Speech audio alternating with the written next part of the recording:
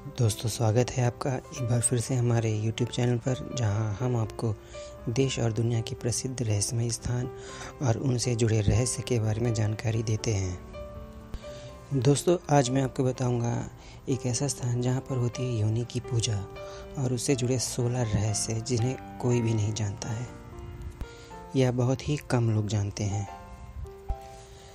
कामाख्या मंदिर सबसे पुराना शक्तिपीठ। जी हाँ, यह एक हिंदू मंदिर है और देवी माँ कामाख्या के लिए समर्पित है। असम राज्य में स्थित यह मंदिर गुवाहाटी रेलवे स्टेशन से करीब 10 किलोमीटर दूर नीलांचल की पहाड़ियों पर है।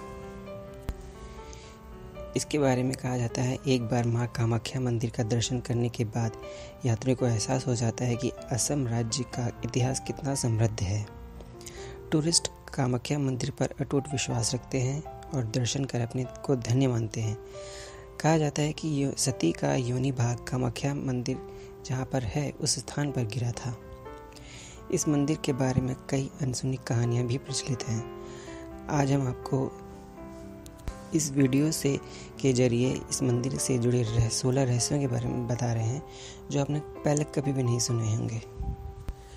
कामाख्या शक्तिपीठ 52 शक्तिपीठों में से एक है। हिंदू धर्म के पुराणों के अनुसार जहाँ जहाँ सती के अंग के टुकड़े गिरे और धारण किए वस्त्र या आभूषण गिरे, वहाँ वहाँ शक्तिपीठ अस्तित्व में आए। इस तीर्थस्थल पर शक्ति की पूजा योनि रूप में होती है। यहाँ कोई देवी मूर्ति नहीं है।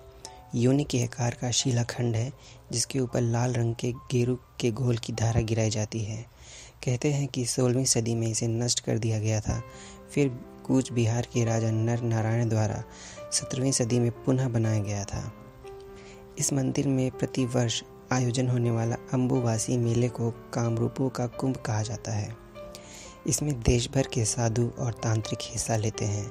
शक्ति के ये साधक नीलांचल पहाड़ की विभिन्न गुफाओं में बैठकर साधना करते हैं।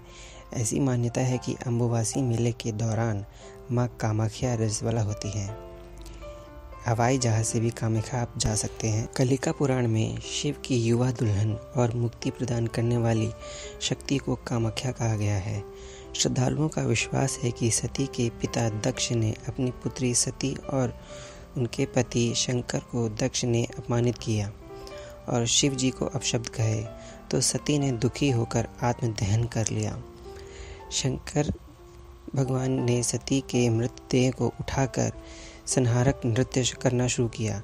शिव के इस प्रलंकारी रूप से होने वाले विनाश से सृष्टि की रक्षा के लिए भगवान विष्णु ने सुदर्शन चक्र से सती के निष्प्राण शरीर के 51 हिस्से कर दिए। ये हिस्से अलग अलग जगह पर गिरे जो 51 शक्तिपीठ कहलाए। कहा जाता है सती का योनि भाग कामाख्या में गिरा। उसी स्थल पर कामाख्या मंदिर का निर्माण किया गया है। इस पवित्र स्थान के दर्शन के लिए असंख्य श्रद्धालु लंबी कतारों में खड़े हो जाते हैं। धीरे धीरे पर्यटकों की यह लाइन गर्भगृह की ओर चलती है। यहाँ देवी देवताओं की मूर्तियाँ सिंहासन पर रखी जाती हैं। भीतरी भाग से गर्भगृह की ओर ले जाने वाला रास्ता संकरा है जो प्रदक्षिणा पथ कहलाता है। नीचे पवित्र स्थान पर जाने के लिए सीढ़ियाँ हैं। यहाँ एक पृथ्वी भीतरी योनि की आकृति की दरार है जिससे एक फव्वारे की तरह जल निकलता है। श्रद्धालु उस जल में पूजा करते हैं। वहाँ पर सांकेतिक अंग लाल कपड़े से ढका रहता है। कामाख्या में हर वर्ष दुर्गा पूजा की जाती है। 5 दिन के त्यौहार में जहाँ हजारों लोग दर्शन के लिए आते हैं। वहीं प्राचीन समय में पशु और नर बलि चढ़ाई जाती थी, लेकिन समय और के साथ साथ अब यह प्रथा बंद कर दी गई है।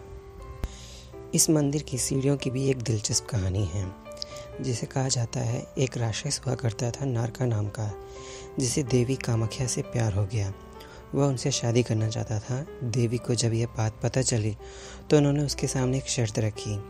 अगर नीलांचल पहाड़ी के नीचे से मंदिर तक सीढ़ियों का निर्माण एक रात में अगर वह कर देता है तो वह निश्चित रूप से उसे शादी कर लेंगी।